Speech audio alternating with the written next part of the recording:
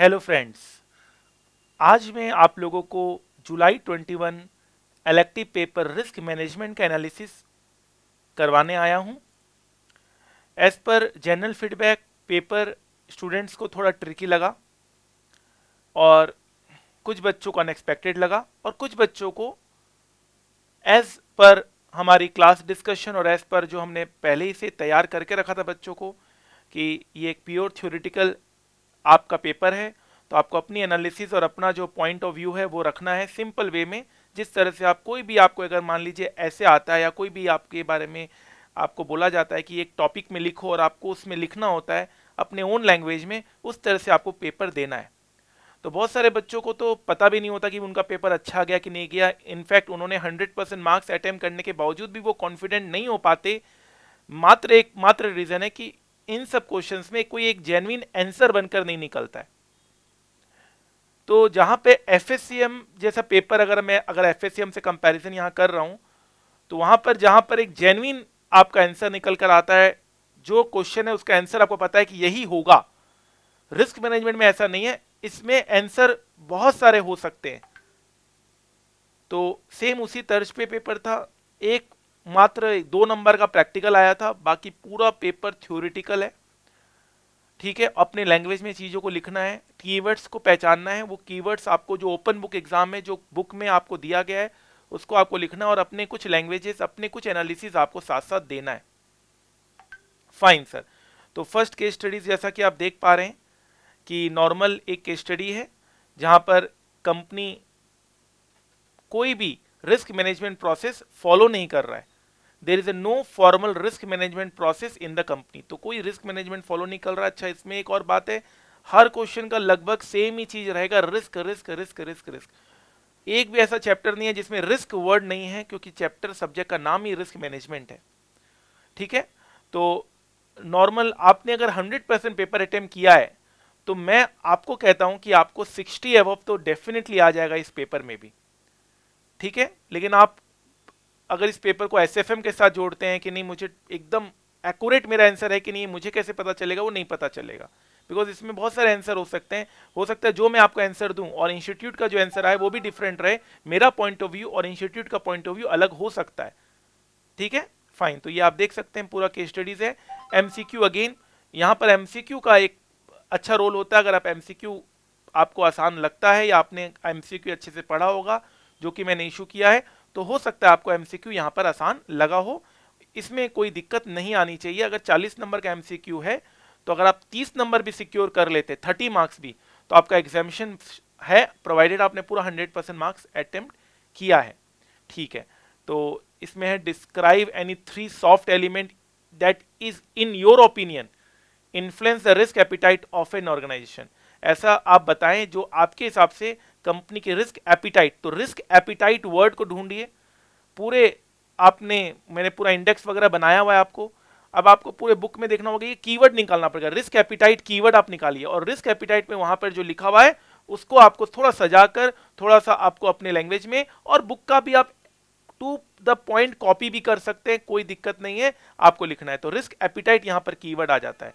What are the advantages of viewing strategic risk as dynamic processes in an organization. Strategic risk again आपको ढूंढना होगा, keyword आपके book में है और उस पर आपको लिखना होगा। इस तरह से आपको काम करना है।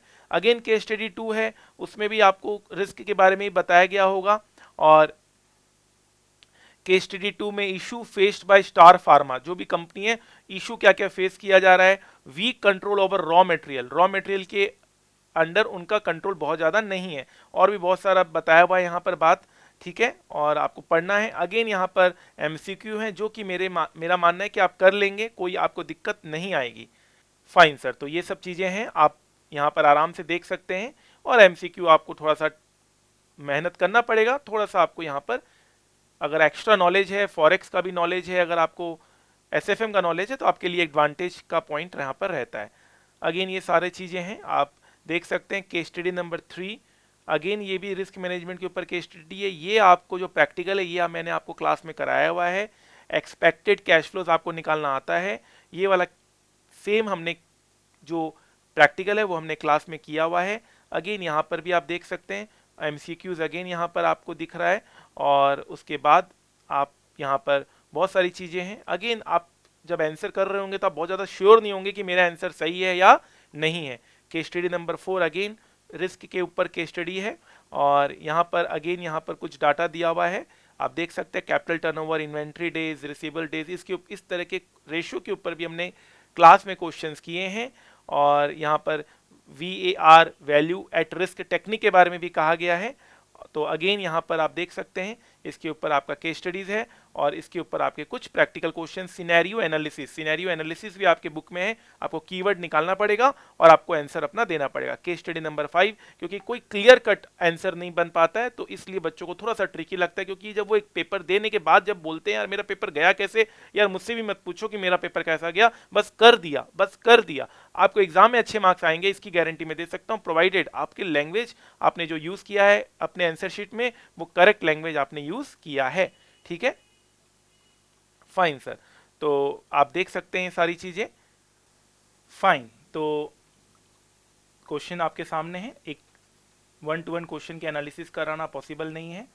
हाँ, क्वेश्चन पेपर थोड़ा सा मतलब टू द पॉइंट नहीं था, जैसे हमारे FSCM में इस बार का था कि हाँ जो पढ़ा हुआ था टू द पॉइंट आंसर होता था। यहाँ पर मेरा मानना है कि आंसर तो आप लोगों ने लिखा ही होगा, बट अगर इंस्टीट्यूट इस तरह का पेपर देती है तो आपको मार्क्स भी फिर उसी तरह से मिलता है, मतलब अच्छे मार्क्स मिलते हैं, स्कोरिंग अच्छी होती है। तो घबराने की जरूरत नहीं है, इस तरह के पेपर में 100% अटेम्प्ट करना होगा।